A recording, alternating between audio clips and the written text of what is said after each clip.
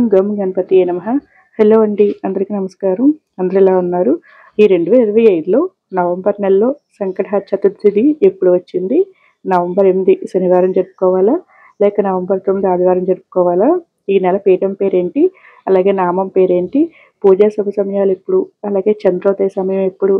కొత్తగా ప్రారంభించే వాళ్ళు ఈ నెలలో ప్రారంభించవచ్చా అని అన్ని విషయాలు కూడా ఈ వీడియోలో క్లియర్గా తెలుసుకుందామండి. వీడియోని ఎక్కడా కూడా స్కిప్ చేయకుండా చివరి వరకు చూస్తే గనక మీకు అన్ని విషయాలు కూడా క్లియర్గా అర్థమవుతాయి. ఇక వీడియోలోకి అయితే వెళ్ళిపోతాం. మానవులు అనేక కష్టాల నుంచి గట్టెక్కించేది ఈ సంకటహర చతుర్థి వ్రతం అండి. ఈ చవితిని మనం 2 రకాలుగా ఆచరిస్తూ ఉంటాము. మొదటిది వరద చతుర్థి అని, రెండోది సంకటహర చతుర్థి అని అంటారు. అమావాస్య తర్వాత వచ్చి చతుర్థి రోజు చేసే వ్రతాన్ని వరద చతుర్థి అని, పౌర్ణమికి తర్వాత వచ్చే చతుర్థి రోజు చేసే వ్రతాన్ని సంకటహర చతుర్థి వ్రతం అంటారండి. వరద చతుర్థిని మన వినాయక చవితి రోజున ఆచరిస్తాము. కానీ సంకటాలను తొలగించి సంకటహర చతుర్థి వ్రతాన్ని మాత్రం మనం ప్రతి నెల ఆచరిస్తూ ఉంటామండి. ఒకవేళ సంకటహర చతుర్థి మంగళవారం కలిసి వస్తే దాన్ని అంగారక చతుర్థి అని అంటారు.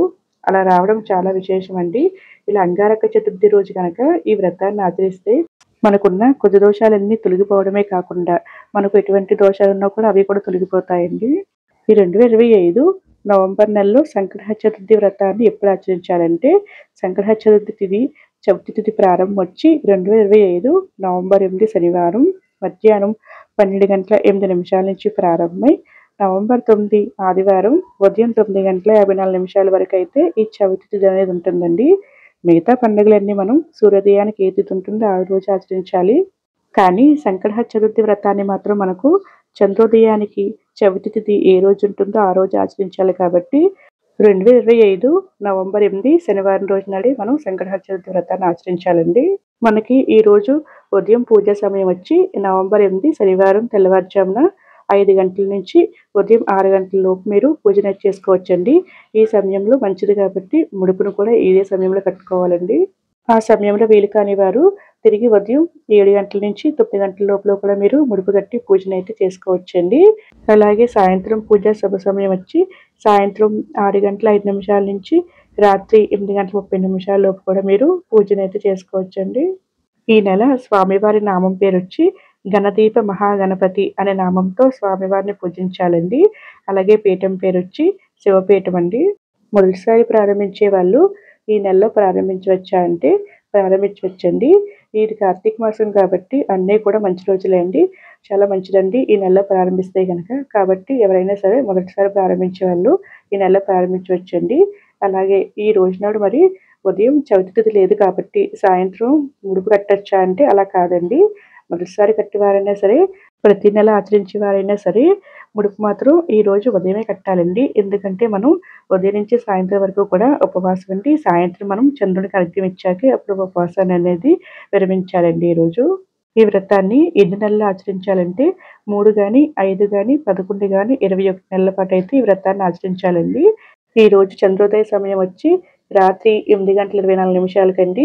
ఈ చంద్రోదయ సమయం వచ్చి ప్రాంతం బట్టి మారుతూ ఉంటుందండి. విశాఖపట్నం చంద్రోదయ సమయం వచ్చి రాత్రి 7 గంటల 4 నిమిషాలకి, విజయవాడ చంద్రోదయ సమయం వచ్చి రాత్రి 8 గంటల 18 నిమిషాలకి, హైదరాబాద్ చంద్రోదయ సమయం వచ్చి రాత్రి 8 గంటల 25 నిమిషాలకి, బెంగళూరు చంద్రోదయ సమయం వచ్చి రాత్రి 8 గంటల 30 నిమిషాలకండి.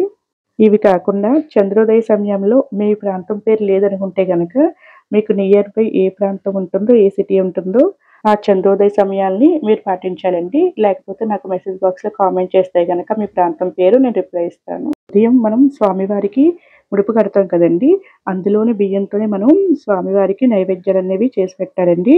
నైవేద్యంగా మనం కుడుములు కానీ ఉండ్రాలు కానీ పాయసం కానీ పరమాన్నం కానీ ఏదైనా సరే మనం స్వామివారికి నైవేద్యంగా చేసి పెట్టవచ్చండి. స్వామివారికి దోసకాయ అంటే చాలా ఇష్టమటండి. కాబట్టి ఈరోజు దొరికితే గనక మీరు ఒక దోసపండును కూడా నైవేద్యంగా పెడితే చాలా మంచిదండి. అలాగే ఈరోజు స్వామివారికి ఎరుపు అక్షంతలతోనూ ఎర్రటి పుష్పాలతోనూ మందార పువ్వులతోనూ అలాగే గరికతోనూ జిల్లేడు పువ్వులతోనూ పూజిస్తే చాలా మంచిదండి. స్వామివారికి పంచోపచార పూజ కానీ షోడోపచార పూజ కానీ చేసుకోవాలండి. అలాగే వినాయక అష్టోత్తరం వినాయక ద్వాదశ నామాలు ఈరోజు తప్పకుండా చదువుకోవాలండి. అంతేకాకుండా ఈరోజు సంకటాలను తొలగించి సంకటహర స్తోత్రాన్ని కుదిరితే 11 సార్లు గానీ, 21 సార్లు గానీ చదువుకుంటే మంచిదండి. అలాగే సంకటహర చతుర్థికి సంబంధించిన వ్రత కథలుంటాయండి. వాటిని కూడా ఈరోజు తప్పకుండా చదువుకోవాలి. మా ప్రాంతంలో ఈరోజు మేఘాల కారణం వల్ల గానీ, వర్షం కారణం వల్ల గానీ, ఇతర కారణాల వల్ల గానీ చంద్రుడు రాలేదు అంటే గనక అప్పుడు ఏం చేయాలంటే, మనకి పూజా మందిరంలో శివయ్య ఫోటో ఉంటుంది కదండీ! శివయ్య ఫోటో ఎనకాతల చంద్రబింబం అనేది ఉంటుందండి.